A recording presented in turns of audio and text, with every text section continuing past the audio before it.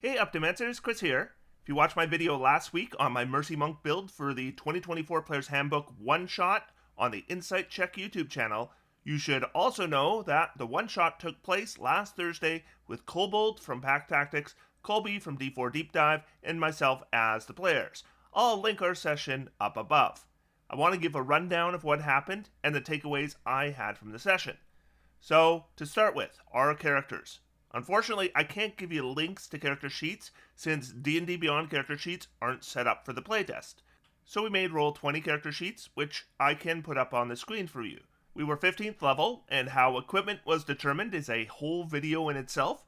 In fact, I'm going to share the story in an upcoming video, but the short version is our equipment changed between my last video and the one-shot, and we ended up either having as many +1 weapons as we wanted, or a +1 DC/spell attack item, whichever we wanted. Here's Colby's character. You can get a complete rundown of this build in his video covering it, which I'm linking up above for you. But he started with a dip in fighter. This gives him Constitution saving throw proficiency and weapon mastery with 3 weapons. He would use a quarterstaff for the topple property to attempt to knock an enemy prone, then scimitar for the vex property, and since it's a light weapon, it sets up the nick property with his short sword. This involves some weapon juggling, which Colby and I worked out before the session. He could attack with all 3 weapons, at least in the first 2 rounds of combat. Fighter also gave him the 2-weapon fighting style so he could add his dexterity to the short sword attack. Then he took 5 levels of Monk for extra attack, required for the combination with his weapons, Flurry of Blows and Stunning Strike and dexterity-based quarterstaff attacks.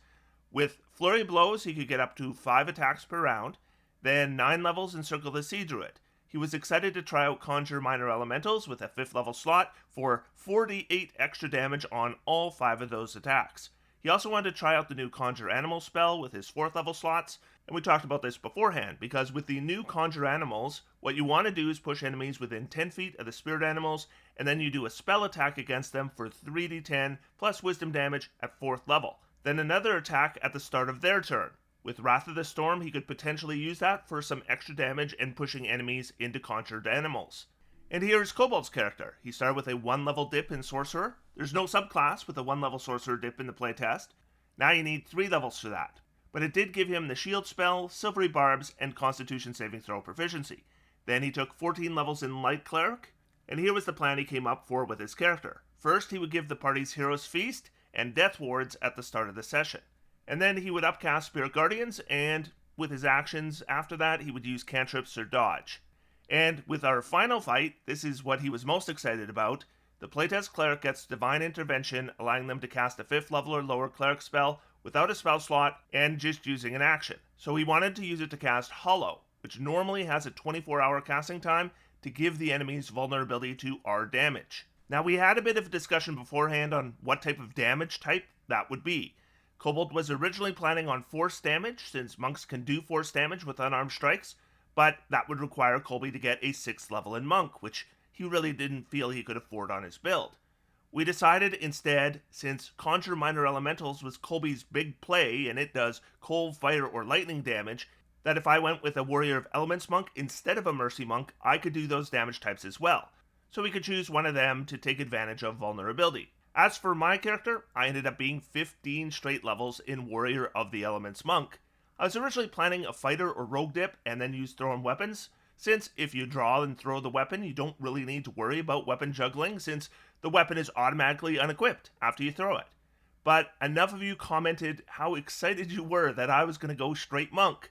So I dropped the dip and I went straight monk. And my plan was pretty simple. Warrior of Elements Monk can fly, so I would use that. They can also push or pull with unarmed strikes with a 15-foot range, so I was going to use that. I figured I might fly over some enemies, strike them, and then pull them into the air, and then let them fall prone, then swoop down for advantage on attacks. And then I would use Flurry Blows and Stunning Strike every turn with 5 unarmed strikes, and the Grappler feat for grabbing and dragging, and the Charger feat for some extra damage. So I'm not going to do a round-by-round playthrough. If you want that, just watch the one-shot. But I'm going to give you basically a rundown of what happened in each fight. So there were going to be 3 fights, and we were going to have a short rest before the 3rd. We made a few minor errors through the session on various rules during the game, like calling for incorrect abilities on saving throws, stuff like that. Nothing too major though. So, fight 1 was against some Githyanki. we were able to select our starting positions, and I ended up 40 feet in the air with Kobold grappled. My intention was to swoop down on my turn and start unarmed striking at 15 feet of range, pulling enemies into Kobold Spirit Guardians, and when Colby got his Conjure Animals up, that as well. Colby's character was on the ground. I ended up with a 20 initiative. I rolled a 10 and then plus 10, which I figured was probably going to be good enough. But on the turn before mine, this Yankee right here cast Telekinesis on me. This really caught me off guard. Now, I had built my character to make its saving throws, but unfortunately, Telekinesis is one of those weird spells, like Bigby's Hand, that doesn't give a saving throw. Gives a strength ability check. I had an 8 strength, so right before my turn, I ended up restrained 40 feet in the air, with Kobold stuck up there with me. Offered to drop him, but he didn't want me to do that. For the record, I'm guessing that these kinds of spells are going to be changed to require a saving throw with the new player's handbook. Poor Colby ended up getting ganged up on at the start of this fight. He cast Conjure Animals at 4th level and did his thing, and Kobold was able to cast the Toll the Dead spell. I was kind of boned on round 1. I was restrained 40 feet in the air. I was holding Kobold's character, so I couldn't even use my short bow. Hindsight is 2020 though. What I should have done is thrown some daggers with disadvantage. I mean, I had disadvantage anyways from being restrained, just didn't occur to me at the time. Colby saved the day by dropping the Gith, concentrating on telekinesis, and Kobold and I were back in the fight. This was definitely the MVP moment of this fight. Colby was getting pretty low on hit points at this time, and honestly, we were starting to wonder if we might lose the first fight of the one-shot. But this was the turning point. You're okay, LaRusso. By round 2, I was able to do my thing for the rest of the fight. I was able to make myself the target, pulling the attention off Colby's character. I did some damage, I got to pull creatures into spell effects, I had some bad luck with enemies making saving throws, but there was one nice moment after Jeremy rolled his 7th successful save against me in a row. It was a stunning strike, and with the playtest, you get consolation damage if the creature makes it save, which happened to be enough to down the enemy. And I have to say, that feels really good. Oh, and for anyone who watched the one-shot and noticed neither Colby nor I were moving in between our attacks from Flurry of Blows, we forgot to mention this in the video because we were going to. The way we read the playtest rules, you can't move between your attacks of Flurry of Blows. Here's why. Here is the rule in the playtest for moving between attacks. You can see it's part of the attack action entry, and it says if you move on your turn, you can use some or all of that movement to move between the attacks of this action. Flurry of Blows isn't part of the attack action, so this rule doesn't apply. So this ended up being a real tactical consideration. So once you start Flurry of Blows, you need to commit to the position you're in until you finish your Flurry of Blows. Definitely it's a limiting factor, but it was kind of fun to have that additional tactical element to work around. Combat 2 was against an adult Deep Dragon and a number of Drow. Now I want to talk about burrow speed for a bit here. And this isn't just an issue with the playtest, but 5th edition as well. And I hope it's something that's addressed with the new Monster Manual. So this Deep Dragon had burrow, which meant it could burrow in the ground, then on its turn come up, attack, and then burrow again, so we couldn't attack it back.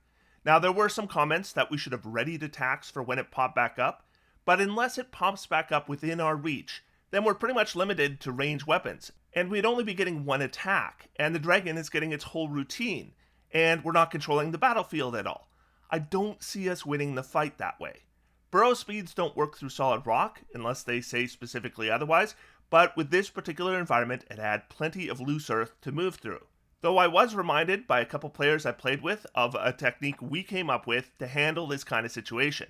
And honestly, I'd just forgotten about it, but here's what we could have done. Colby could have readied an unarmed strike for when the dragon was within range, and I could have grappled Colby with a bonus action unarmed strike and readied my action to move to the dragon.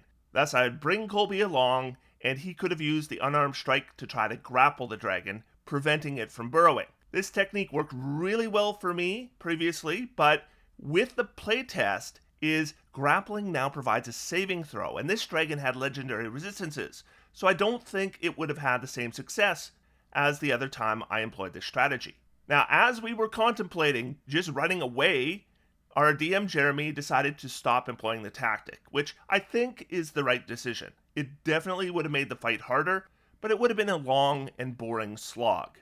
Anyways, Fight 2 worked out way better for my character. Kobold had his Spirit Guardians, and Colby had his Conjure Animals. I won initiative, I punch and grabbed the Drow Mage and pulled them into the Spirit Guardians and Conjure Animals, and they died. Then I moved to the Drow Shadow Blade, used Flurry of Blows to pop him a couple times, and I pushed him out and then back into the Spirit Guardians and Conjure Animals, and that was just the start of the fight. Now, I should clarify, in the one-shot, we were joking around about whose damage was killing these Drow. We were role-playing our character's rivalry, but out of character, the idea of whose damage was killing the Drow, it's absurd.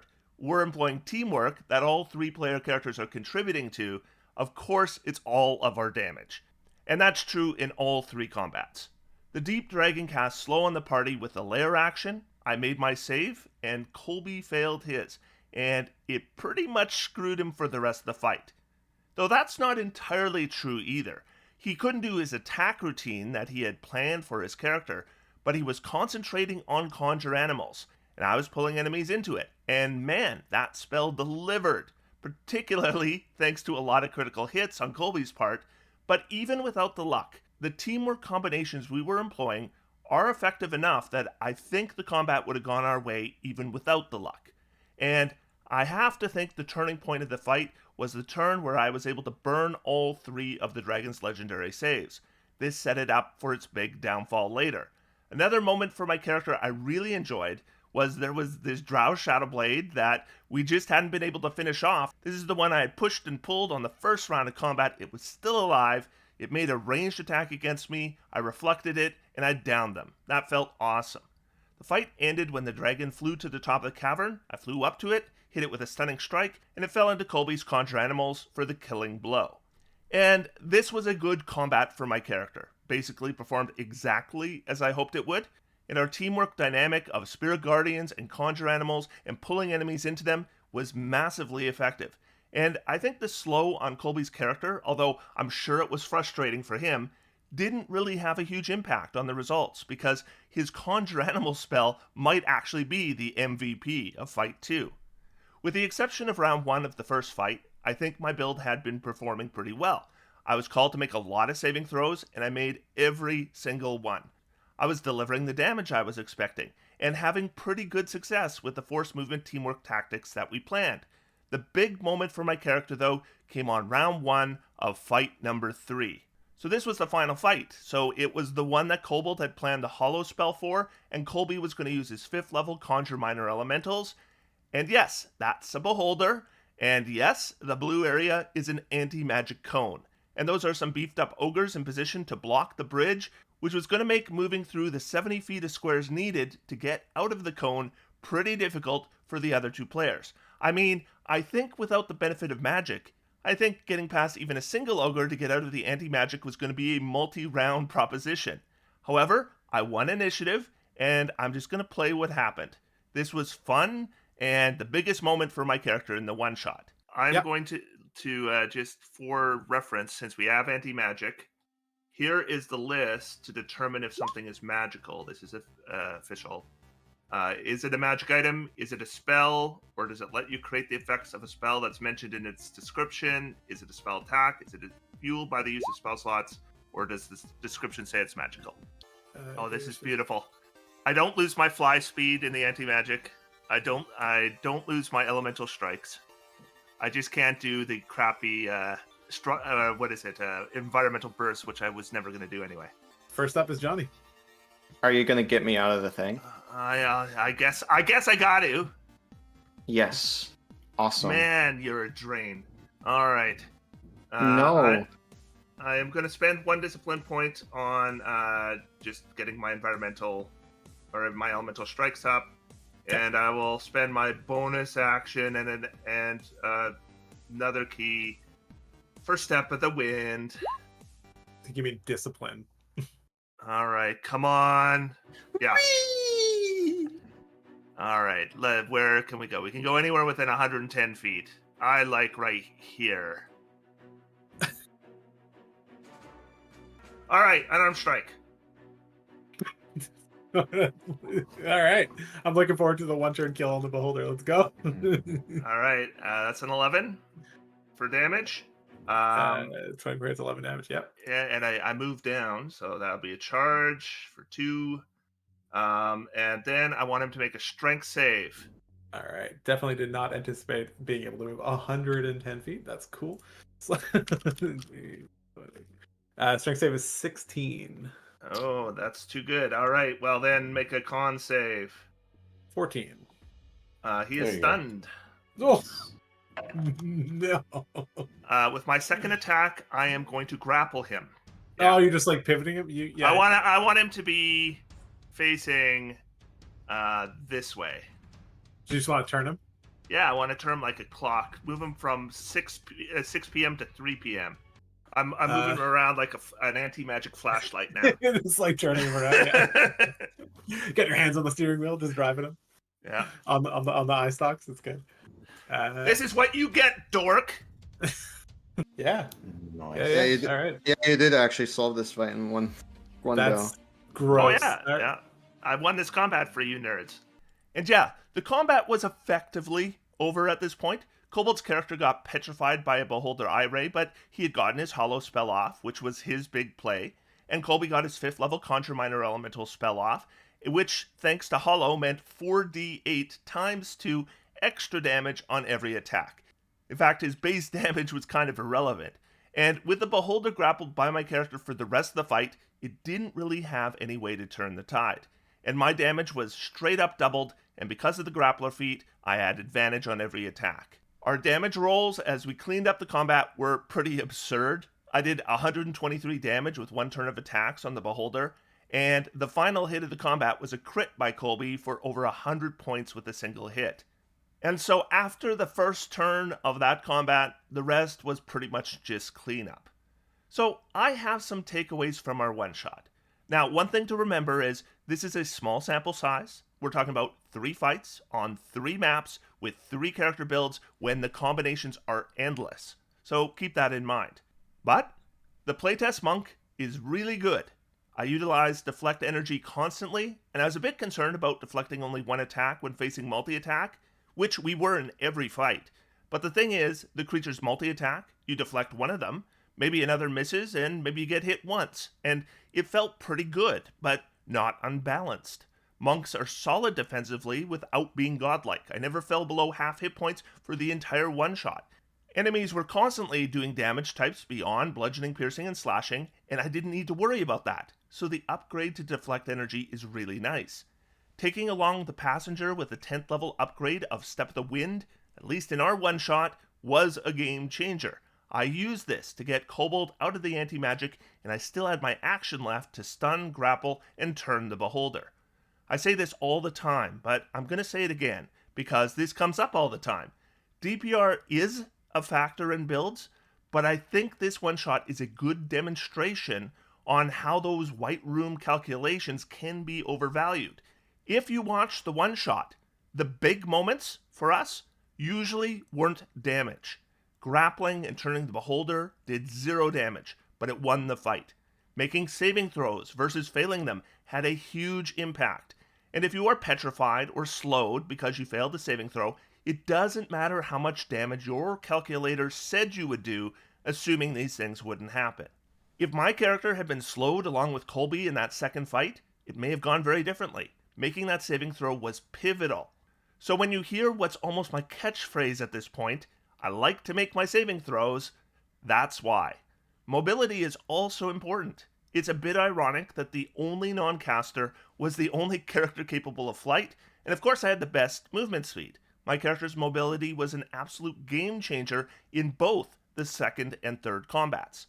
Yet things like mobility and saving throws and the possibility of anti-magic cones from beholders do not factor into DPR calculations at all, and that's a big blind spot with a lot of build evaluation.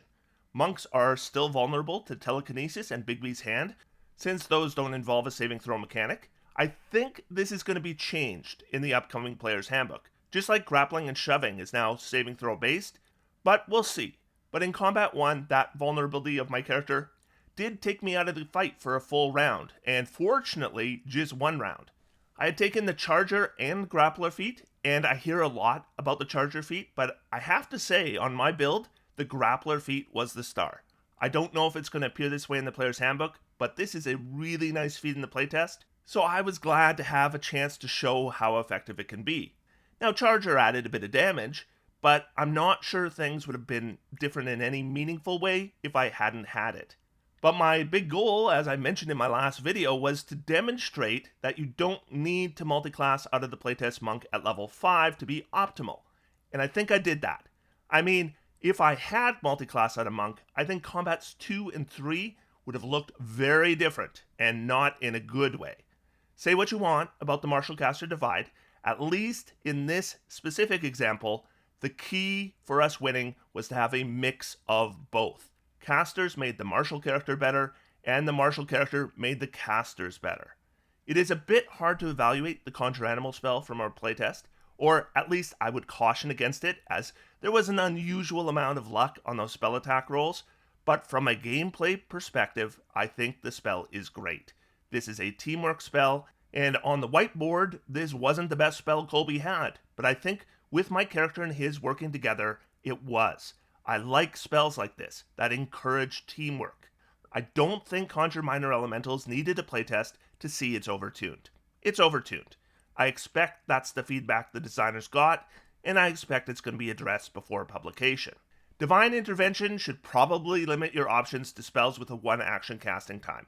I think Kobold's primary goal was to show how broken a 1-action Hollow spell could be, and yeah, it was. I don't think we needed Hollow to win Fight 3, but once it was up, we were able to remove every single enemy extremely quickly. Too fast. Of course, when you combine Hollow with Conjure Minor Elementals, you're combining broken on broken. I covered the issue with Divine Intervention when the Cleric was released in the playtest, and I'm hoping the designers have that feedback already as well. And we finished the one-shot, and I was trying to remember if I rolled a single 20 that entire session, so I went through the log, and I made 80 d20 rolls, and yeah, not one of them was a 20. Colby, on the other hand, critted like a madman. Now, if you're wondering what effect Elven Accuracy had on his crit rate, not a lot. There was one of these attacks that critted because of Elven Accuracy. Every single other attack crit on the first die. And the Elven Accuracy crit came at a point when we were just cleaning up, so it didn't really make any difference in the end.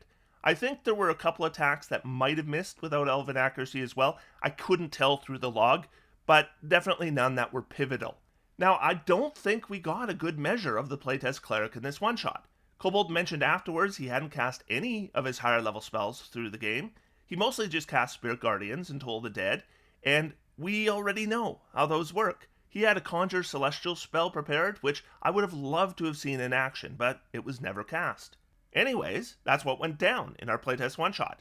Thanks to Jeremy for running, he was a great DM. And thanks to Colby and Kobold for being such good sports because I was doing that Johnny Lawrence shtick in our game. Otherwise, until next time, I am going to sit back, relax, and have some fun. D&D is for everyone. Thanks everybody, and I'll talk to you soon. This channel is supported by patrons through Patreon. If you would be willing to support this content, please click the link in the video description. Today I would like to thank Hey Mr. Wonderful, Babrak, Blue Wolf, John D, Descarpus9, El Conquistadorito, Jared Huberger, John Wayne, Joseph Hall, Joseph Robideau, Joseph Rogers, Wu Carl Kong, Lila Corpsegrave, Michael Michelle, Moxie, Nemo, Paul Suzak, Prometheo NTG, Reichenstahl, Rico, Ryan Wilmot, Shane and Todd Beyond, Starfall, Stephen Melline, Earshine, Third, and Wade.